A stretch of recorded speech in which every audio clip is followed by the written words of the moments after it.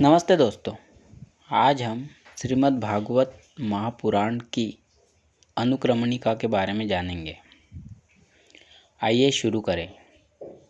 वेद व्यास जी ने जो वेद तुल्य श्रीमद् भागवत नामक महापुराण का संपादन किया है वह 18,000 श्लोकों का बतलाया गया है।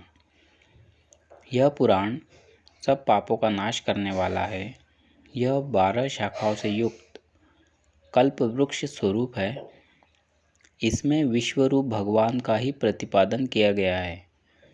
इसके पहले स्कंद में सूत और शौनकादि ऋषियों के समागम का प्रसंग उठाकर व्यास जी तथा पांडवों के पवित्र चरित्र का वर्णन किया गया है। इसके बाद परीक्षित के जन्म से लेकर प्रायोपवेशन तक की कथा कही गई है। यहीं तक प्रथम स्कंद का विषय है। फिर परीक्षित शुक संवाद में स्थूल और सूक्ष्म दो प्रकार की धारणाओं का निरूपण है। तदनंतर ब्रह्म नारद संवाद में भगवान के अवतार संबंधी अमृतोपम चरित्रों का वर्णन है। फिर पुराण का लक्षण कहा गया है। बुद्धिमान व्यास जी ने यह द्वितीय स्कंद का विषय बताया है, जो सृष्टि के कारण तत्वों की उत्पत्ति का प्रतिपादक है। तत्पश्चात विदुर का चरित्र, मैत्रेय जी के साथ विदुर का समागम, परमात्मा ब्रह्म से सृष्टि क्रम का निरूपण और महर्षि कपिल द्वारा कहा हुआ सांख्य, यह सब विषय तृतीय स्कंद के अंतर्गत बताया गया है।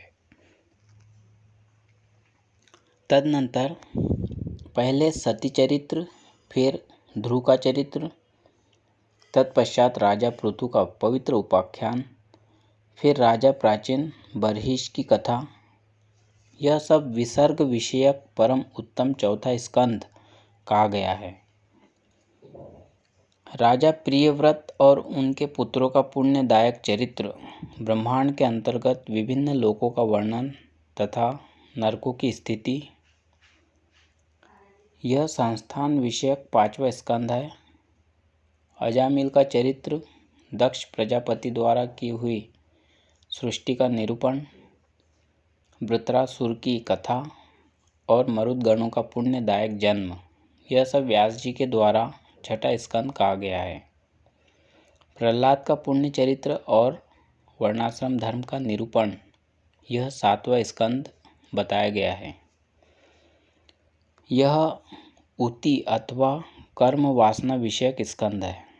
इसमें उसी का प्रतिपादन किया गया है।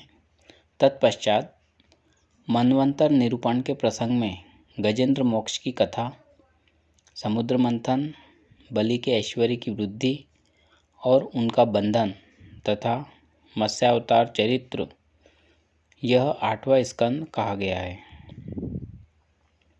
सूर्यवंश का वर्णन और चंद्रवंश का निरूपण, यह वंशानुचरित विषयक नवा स्कंद बताया गया है।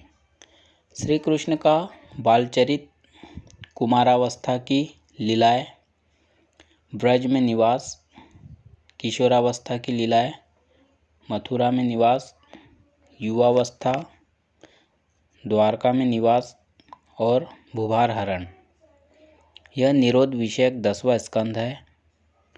नारद वसुदेव संवाद, यदु दत्तात्रेय संवाद और श्री कृष्ण के साथ उद्धव का संवाद, आपस के कलह से यादवों का संहार, यह सब मुक्ति विषयक 11वां स्कंद है।